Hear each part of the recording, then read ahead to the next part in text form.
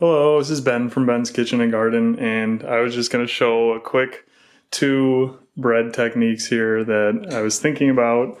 So I was making a loaf of bread for the holidays, and I think what I see online a lot is this idea of really high hydration and loose doughs because they lead to these really dramatic results when you bake them off, like that huge open crumb and just the things that photograph really well.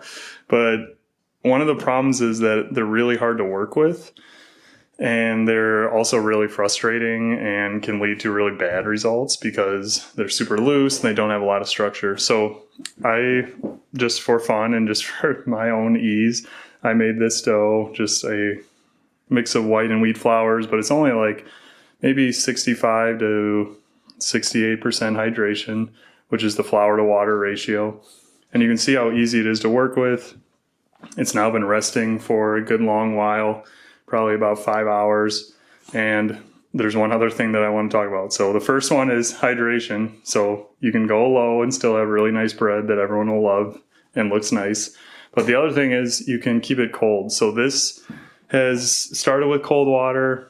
It's been sitting in my house, which is relatively cool, and it allows me to have a longer fermentation time with a much wider window to hit. So this right here is easy to work with because it's not all loose and super hydrated, but it's also less sticky because it's cooler.